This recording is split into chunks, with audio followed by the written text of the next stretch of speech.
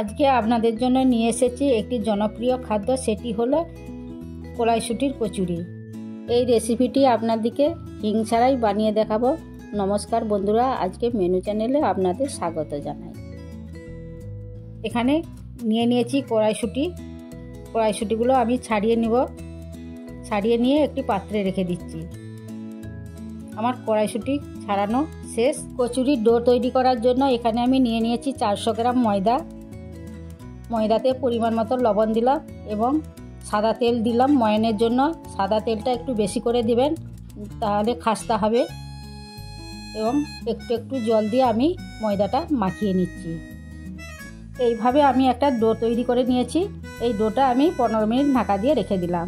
এবার কচুরি পুর তৈরি করার জন্য মিক্সিতে কড়াইশুঁটি, আদা, কাঁচা লঙ্কা, পরিমাণ মতো লবণ আর 1 চামচ চিনি দিয়ে ভালো করে পেস্ট করে নেব। আপনারা যে যেরকম ঝাল খাবেন সেরকম লঙ্কা দেবেন এবং চিনিটাও আপনারা যে যেরকম খাবেন সেরকম দিবেন। আমার পেস্ট করা হয়ে গেছে। এবার আমি একটি বাটিতে তুলে নিচ্ছি। আমার খুব সুন্দর মিহি করে বাটা হয়ে গেছে।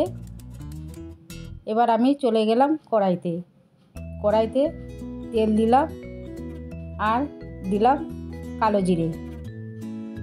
এবার পুরটাকে আমি দিয়ে দিলাম তেলের উপর। ভালো করে নেড়ে চেড়ে ভেজে নেব এবং শক্ত শক্ত করে নেব, যাতে না জল থাকে। জল থাকলে পুর বেরিয়ে যাবে। এবার আমি এই ডোটাকে বড় বড় আকারে লেচি তৈরি করে নিলাম। এবার আমি কচুরিগুলো তৈরি করব। ভালো করে তেল মাখিয়ে নিলাম এবং লেচিগুলো একটু বাটির মতন তৈরি করে নিলাম। পুরটাকে ভিতরে দিয়ে দিলাম, দিয়ে ভালো করে মুড়ে দিলাম। দেখুন এইভাবে মুড়ে নেবেন যাতে পুরটা না বেরিয়ে যায়।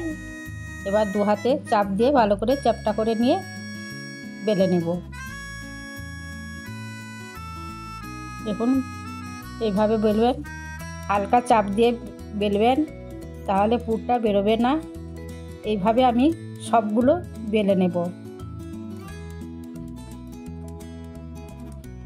এখন আমার বেলাও শেষ। এবার চলে যাব আমি কড়াইতে। আমি সাদা তেলে ভাজবো। সাদা তেল কড়াইতে দিলাম, গরম হয়ে গেছে। এবার আমি একটা একটা করে কচুরি ভেজে ফেললাম। দেখুন খুব সুন্দর ফুলে যাচ্ছে। এবার আমি উল্টে দিলাম। জিরে দিয়েই কচুরি বানানো যায়। সব সময় তো হিং খাওয়া ভালো না, সেই জন্য আমরা হিং ব্যবহার না করেই কালো জিরে দিয়ে কচুরি বানাচ্ছি। এইভাবে আমি সবগুলো ভেজে নিচ্ছি। আমার ভাজাও শেষ। দেখুন কি সুন্দর খাস্তা হয়েছে। শীতকালে এভাবে কচুরি তৈরি করে খাবেন, খুবই ভালো লাগবে। এটিকে আলুর তরকারি, ফুলকপি তরকারি, চাটনি দিয়ে খেতে পারেন। আমার ভিডিওটি ভালো লাগলে লাইক করবেন এবং চ্যানেলটিকে সাবস্ক্রাইব করবেন এবং কমেন্ট করে জানাবেন কেমন হলো।